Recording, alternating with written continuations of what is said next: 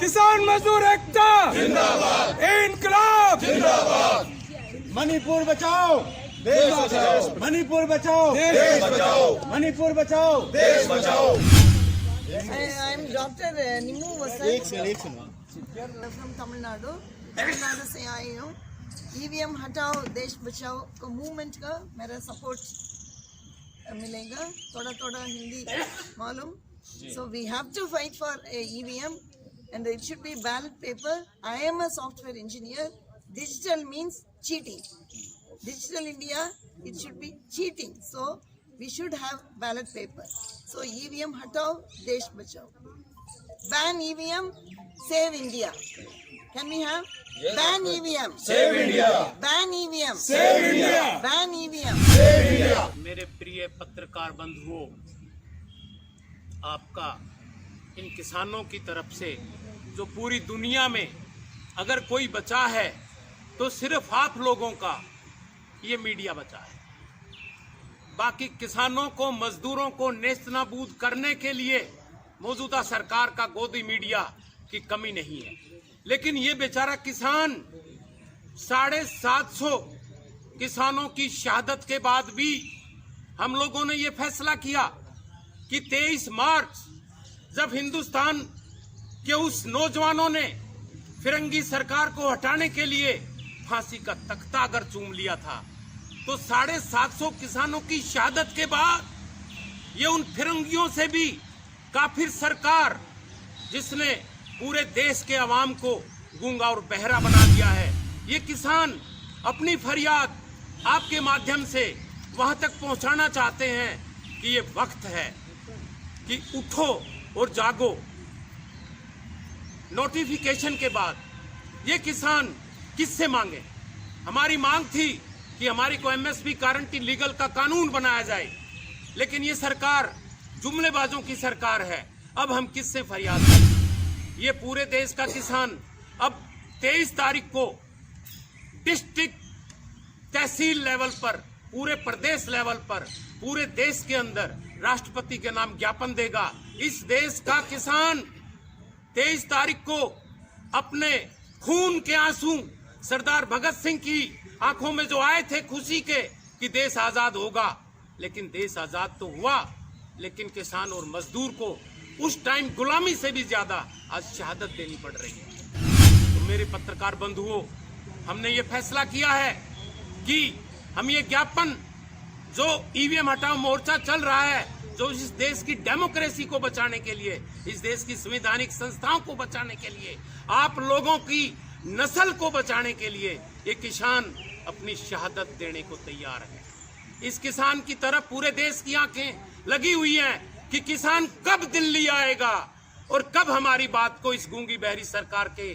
कानों में रखवाएगा। ये पूरे देश का 150 करोड़ जनता किसानों का इंतजार कर रही थी कि दिल्ली किसान कब आएगा। वो अग्निवीर, जिनका नाम ही अग्नि कर दिया, पूरे देश के नौजवानों को आग में झोंकने का काम कर दिया। ये कॉरपोरेट घरानों का अपना प्राइवेट नौकरी रखने के लिए, सरकारी फैसिलिटी से वंचित करने के लिए 4 साल की स्कीम लेकर आए। हमने फैसला किया है कि ईवीएम हटाने के माध्यम से, क्योंकि 750 किसानों की हत्याएं करवाने के बाद 20 किसानों की कान में जू नहीं रखी सरकार की, और 400 पार का नारा दे रहे हैं। देश में महंगाई चरम सीमा पर पहुंच गई, पेट्रोल 100 के पार पहुंच गया, व्हीकल डबल हो गया, महंगाई चरम सीमा पर चली गई। हिंदुस्तान के अंदर चाइना ने कब्जा कर लिया, कारपोरेट घराने मनमाने टैक्स वसूल कर रहे हैं, फिर भी 400 पार। किस बात से ये सरकार 400 पार का नारा दे रही है? तो किसानों के मन में, मजदूरों के मन में एक शंका है कि 400 पार ईवीएम में, तो राजा की जान ईवीएम में है। इस ईवीएम को हमारी सुप्रीम कोर्ट माननीय जज जी से ये फरियाद है कि वो इस पर सुने। 150 करोड़ की जनता नहीं चाहती, ईवीएम से चुनाव शक के दायरे में है, तो सीजीआई जी पूरे देश की भावनाओं को मुद्देनजर रखते हुए ईवीएम के ऊपर कोई फैसला ले। ये चुनाव ईवीएम के बाद जल्दी से जल्दी बैलेट पेपर से करवाए।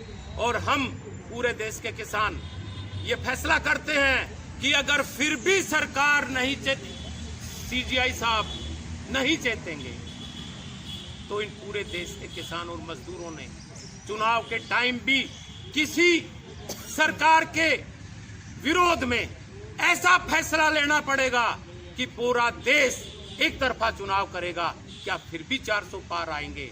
इस पर सोचने का प्रश्न है दोस्तों। मैं अपनी वाणी को विराम देता हूं। आप लोग पूरे देश के अंदर हमारी मंशा को, हमारी आवाज को पहुंचाएं, क्योंकि ये हमारी नहीं, ये हमारी नस्ल और फसल की लड़ाई है दोस्तों। ये हिंदुस्तान से डेमोक्रेसी को बचाने की लड़ाई है दोस्तों। ये कानून को बचाने की लड़ाई है। हमारे जो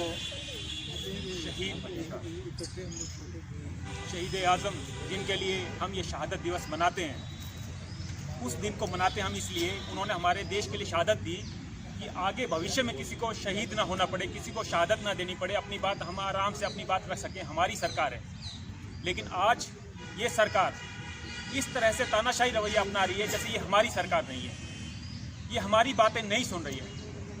हम लोग लगातार 3 साल से टिकरी बॉर्डर पर धरनारत हैं, अपनी बातें शांतिपूर्ण ढंग से सरकार के समक्ष रख रहे हैं। सरकार सीआईडी लगातार किसान मजदूर उत्थान मोर्चा की लगातार उसकी पूरी देख रही कि लोग हैं, किस टाइम आए किस टाइम गए, लेकिन वो उन बातों पे बात नहीं रख रही है।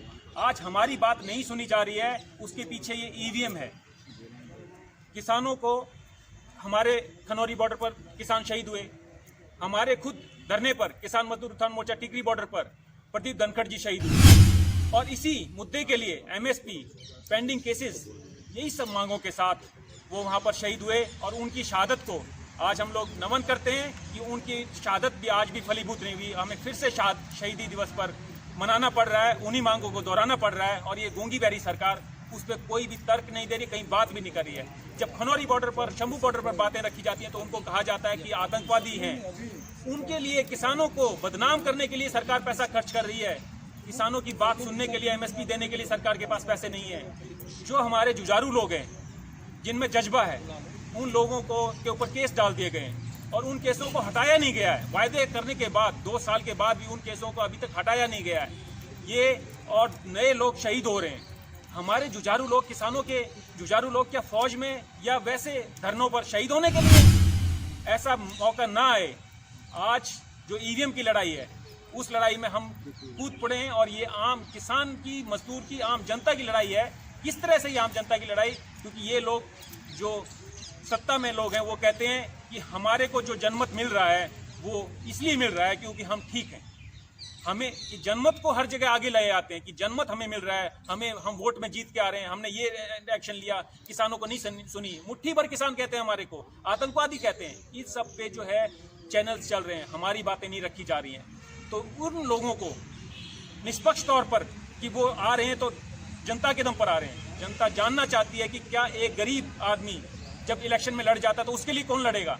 आज हमारे जो चंद्रचूड़ साहब हैं चीफ जस्टिस, उनसे गुजारिश हाथ जोड़ के कि एक उस आदमी की सोचिए जो अपने आप में अकेला, बिना किसी पार्टी के, अपने आप में वो जो संघर्ष में अपने आप जो अगर कोई पार्टी का वो मतलब चुनाव में खड़ा होता तो उसकी रक्षा कौन करेगा? वो पैसा नहीं लगा सकता ईवीएम हैक करने के लिए या किसी भी को सफाई देने के लिए।